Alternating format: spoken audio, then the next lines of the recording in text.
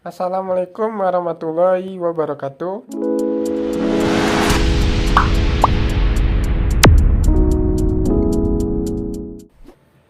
Perkenalkan, nama saya Farhan Adira Novit, NIM 21026025 dari Prodi Ilmu Informasi Perpustakaan dan Kearsipan.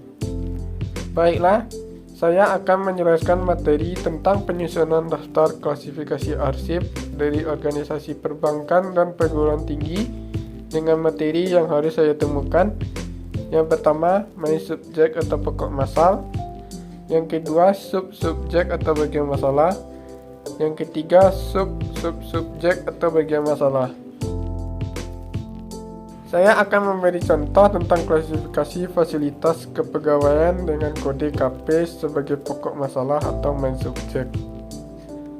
Formasi sebagai sub-subjek dengan kode 00 dan analisis jabatan serta evaluasi jabatan sebagai sub-subjek yang disingkat dengan KP titik 00 titik 01, di mana poin 01 atau analisis jabatan dianggap sebagai kata utama dari sub-subjek yang dimasukkan ke dalam kode.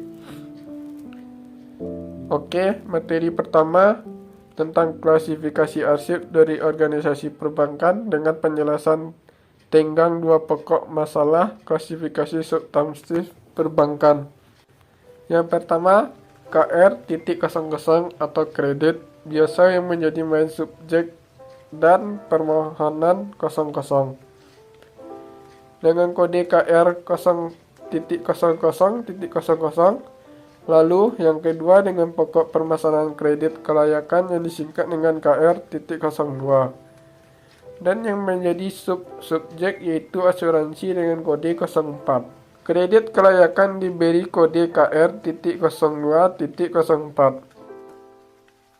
Lalu yang ketiga dengan pokok permasalahan masih tentang perkreditan atau KR dan dengan sub-subjek kredit ekspor atau 03.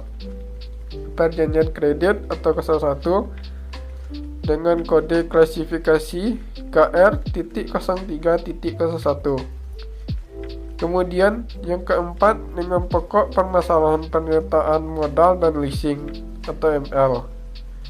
Pernyataan modal atau 00 dan saham sebagai sub-subjek berkas saham pernyataan modal dan leasing dengan kode KR.00.01. Lalu yang kelima masih tentang pernyataan modal dan leasing dengan kode atau ML sebagai pokok masalah dan yang sebagai submasalah atau 00. Pernyataan modal dan obligasi atau 02 sebagai sub-sub masalah berkas obligasi pernyataan modal diberi kode ML.00.02. Kemudian materi selanjutnya tentang klasifikasi arsip perguruan tinggi dengan materi dua pokok masalah klasifikasi substantif perguruan tinggi. Yang pertama dengan pokok masalah kemahasiswaan dengan kode atau KM dan status mahasiswa 00, cuti atau selang mahasiswa 00. Bidang kemahasiswaan dengan kode KM.00.00. Lalu yang kedua masih bagian kemahasiswaan atau KM dan pembinaan dengan kode atau 03 dan sub-subjeknya bimbingan dan konseling dengan kode 01 dengan kode klasifikasi KM.03.01. Kemudian masih di main subjek kemahasiswaan atau KM dengan sub-subjek organisasi mahasiswa 05 dan sub-subjek pengangkatan pengurus 02. Berkas pengangkatan pengurus disimpan dengan kode klasifikasi KM.05.02. Lalu yang keempat, pendidikan dan pengajaran atau PP dan sub-subjek perkuliahan dengan kode 02, daftar kehadiran dengan sub-subjek 01. Pendidikan dan pengajaran diberi kode klasifikasi PP.02.01. Kemudian yang terakhir tentang pendidikan dan pengajaran sebagai main subjek atau PP. Lalu dasar dengan kode 07 dan subjek pengajaran 00. Berkas pengajaran disimpan dengan kode klasifikasi PP0700.